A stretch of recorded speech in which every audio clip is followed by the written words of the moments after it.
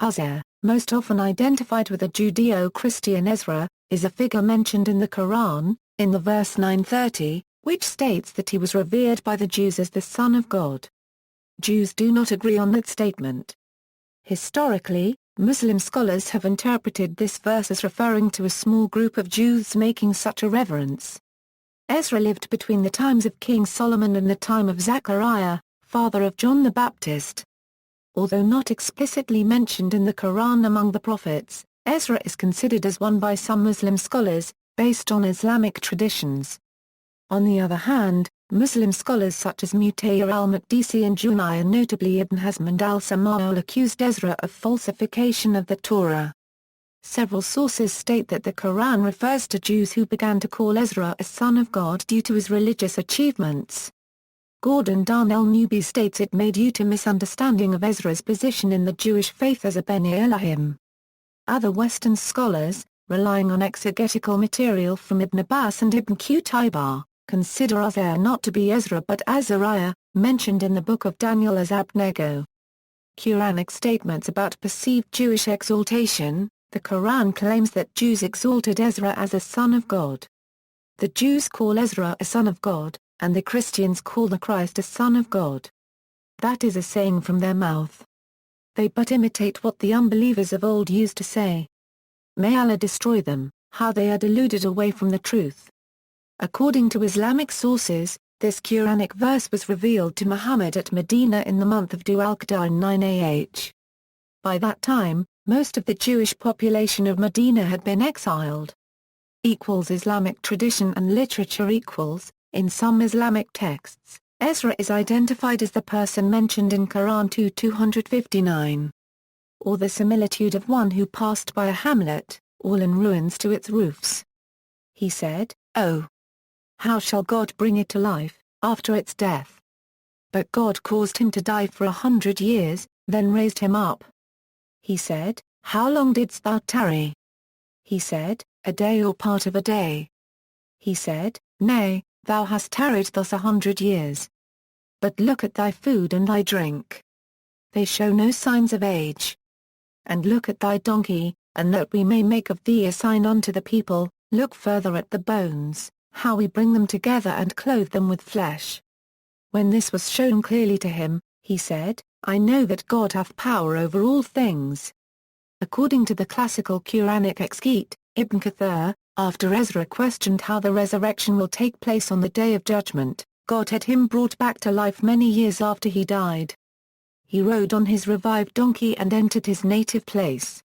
But the people did not recognize him, nor did his household, except the maid, who was now an old blind woman. He prayed to God to cure her blindness and she could see again. He meets his son who recognized him by a mole between his shoulders and was older than he was. Ezra then led the people to locate the only surviving copy of Torah as the remaining were burned by Nebuchadnezzar. It was rotting and crumpled, so Ezra had a new copy of the Torah made which he had previously memorized. He thus renovated the Torah to the children of Israel. Ibn Kathir mentions that the sign in the phrase, "and that we may make of thee a sign unto the people," was that he was younger than his children. After this miracle, Ibn Kathir writes that Jews began to claim that Ezra was the son of God.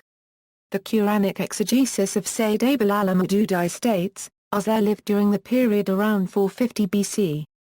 The Jews regarded him with great reverence as the revivalist of their scriptures which had been lost during their captivity in Babylon after the death of Prophet Solomon. So much so that they had lost all the knowledge of their law, their traditions and of Hebrew, their national language. Then it was Ezra who rewrote the Old Testament and revived the law. That is why they used very exaggerated language in his reverence which misled some of the Jewish sects to make him the Son of God. The Quran, however, does not assert that all the Jews were unanimous in declaring Ezra as the Son of God.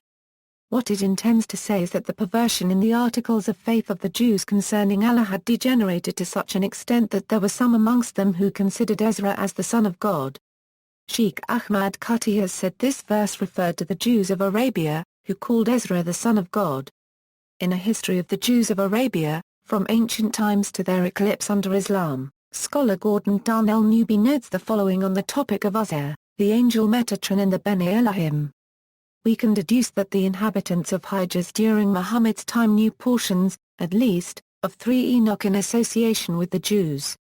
The angels over which Metatron becomes chief are identified in the Enoch traditions as the sons of God, the Beni Elohim, the Watchers, the fallen ones as the causer of the flood. In 1 Enoch, and 4 Ezra, the term Son of God can be applied to the Messiah, but most often it is applied to the righteous men, of whom Jewish tradition holds there to be no more righteous than the ones God elected to translate to heaven alive.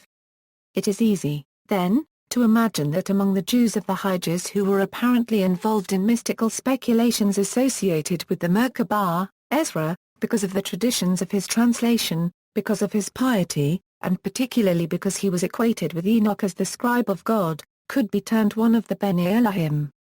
And, of course, he would fit the description of religious leader whom the Jews had exalted. However, the Quranic claim that Jews consider Ezra the son of God is unattested either in Jewish or other extra-Quranic sources, and it is improbable that the Jews of Arabia believed so. Jacob Sefer recorded that Arabian Jews had a pronounced aversion for the memory of Ezra, and even excluded his name from their category of proper names.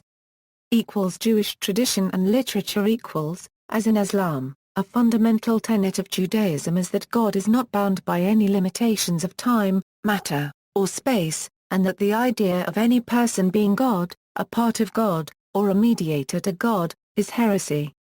The Book of Ezra, which Judaism accepts as a chronicle of the life of Ezra and which predates Muhammad and the Qur'an by around 1,000 years, gives Ezra's human lineage as being the son of Sariah and a direct descendant of Aaron. Tractate Ta'anit of the Jerusalem Talmud, which predates Muhammad by 200 to 300 years, states that if a man claims to be God, he is a liar. Exodus Rabbah 29 says, I am the first and I am the last, and beside me there is no God. I am the first, I have no father. I am the last, I have no brother. Beside me there is no God. I have no son. However, the term sons of gods occurs in Genesis. The Encyclopedia of Judaism clarifies that the title of Son of God is attributed a person whose piety has placed him in a very near relationship to God and by no means carries the idea of physical descent from, and essential unity with, God. There is no evidence of any Jewish community venerating Ezra as the Son of God in Jewish literature.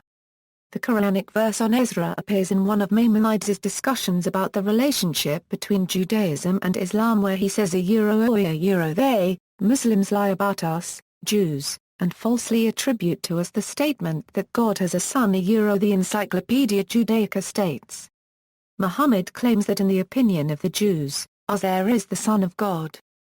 These words are enigma because no such opinion is to be found among the Jews, even though Ezra was singled out for special appreciation. The Jewish Encyclopedia states, in the Quran the Jews are charged with worshipping Ezra as the son of God, a malevolent metaphor for the great respect which was paid by the Jews to the memory of Ezra as the restorer of the law, and from which the Ezra legends of apocryphal literature originated. It is hard to bring into harmony with this the fact, related by Jacob Sefer, that the Jews of South Arabia have a pronounced aversion for the memory of Ezra, and even exclude his name from their category of proper names. Abraham Geiger remarked the following concerning the claim that Jews believed Ezra to be the son of God, according to the assertion of Muhammad the Jews held Ezra to be the son of God. This is certainly a mere misunderstanding which arose from the great esteem in which Ezra was undoubtedly held. This esteem is expressed in the following passage: Ezra would have been worthy to have made known the law if Moses had not come before him. Unregistered trademark. Truly Muhammad sought to cast suspicion on the Jews. Unregistered trademark. Faith in the unity of God, and thought he had here found a good opportunity of so doing.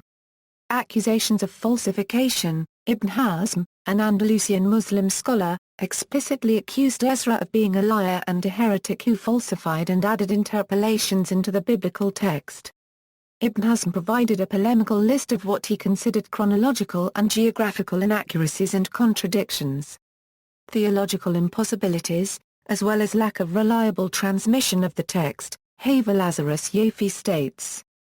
In response to attacks on the personality of Ezra, the Byzantine Emperor Leo III defended Ezra as a pious, reliable person.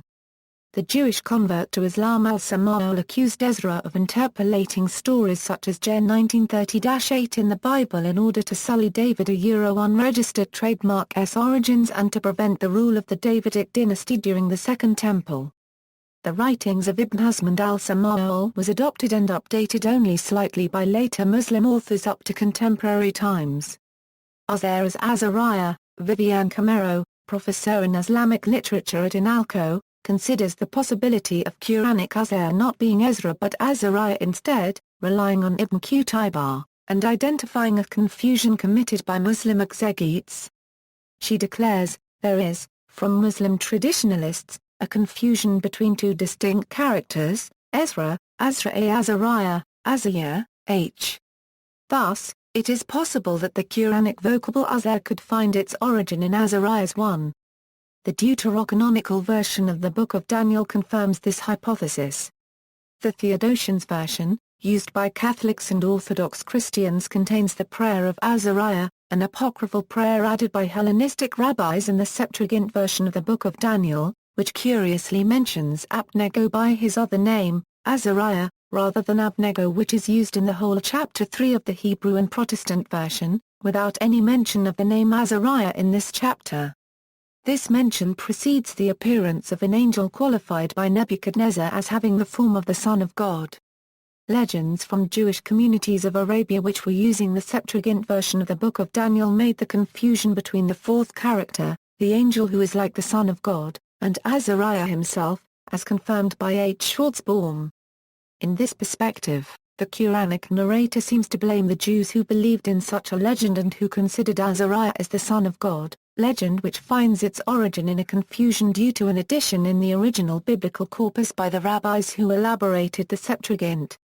Title of Son of God in Judaism. The title of Son of God is used by the Jews for any pious person, as is evident according to Encyclopedia of Judaism, which states that the title of Son of God is attributed by the Jews to anyone whose piety has placed him in a filial relation to God. It is through such personal relations that the individual becomes conscious of God's fatherhood. Jews consider Ezra among the pious. References